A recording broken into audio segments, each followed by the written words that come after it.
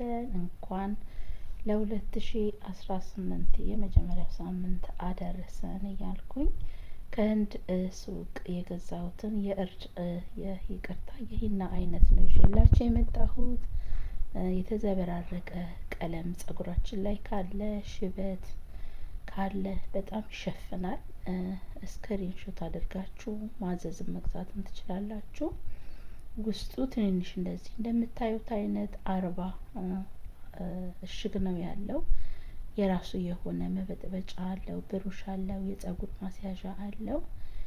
እንደገና ሳህን አለ፣ 2 ማንኪያዎች አሉት እና ከተቀባም በኋላ ደግሞ ጸጉራችንን የምንሸፍንበት ፌስታሎች ብዙ አሉት፣ 3-4 ይሆናሉ። አጥበን አድርቀን መልሰን የምንጠቀማቸው አይነት ማለት ነው እና በጣም የወደድኩት ሂና ነው።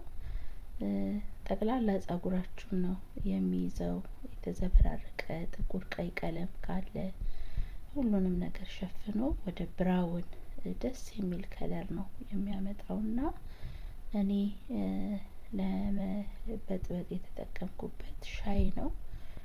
ወፍራም ሻይ ማለት ነው እና 1 ሾርባ ማንኪያ ሻይ ቅጠል ታደርጉና በትናችሁ ቲባግም ከሆነ 3-4 መጠቀም ትችላላችሁ።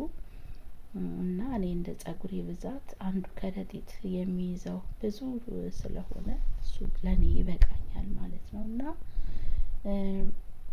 እንበጠብጠዋለን። ሻዩን ካቀዘቀዝን በኋላ ወፍራም ሻይ ነው እዚህ ጋር እንደምታዩት። ከዛ አቀዝቅዤዋለሁ።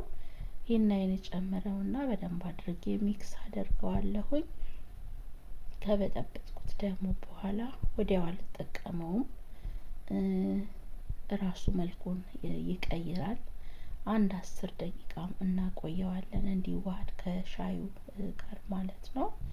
ከዛ መልኩን ከቀየረና በደንብ ከወፈረ በኋላ ነው ጸጉራችንን ታጥበን ካደረቅን በኋላ መጠቀም ያለብን።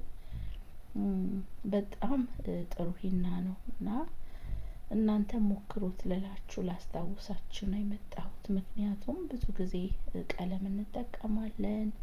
ቀለም ደግሞ ጸጉራችንን የመሰባበርና የማሳሳት የመጉዳት ባህሪ አለው።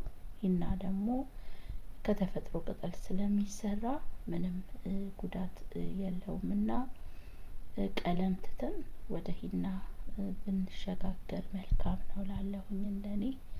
ምክንያቱም ጸጉር ያበዛል፣ ያጠነክራል፣ ምንም ጉዳት የለውም እላችኋለሁ። እዚህ ጋር ደግሞ ትንሽዬ አፕል ሳይደር አለኝ። ጠብ አድርጉት። ቆዳችሁን ጥርት ያደርገዋል። እንደገና ቀለሙ ሂናው ደግሞ እንዲቆይ እንዲይዝ ይረዳል ማለት ነው። ለጸጉርም ጥንካሬ ይሰጣል። እናንተ ሞክሩ፣ ግን ማብዛት የለባችሁም። 1 ሻይ ማንኪያ በቂ ነው ለአንድ ጊዜ።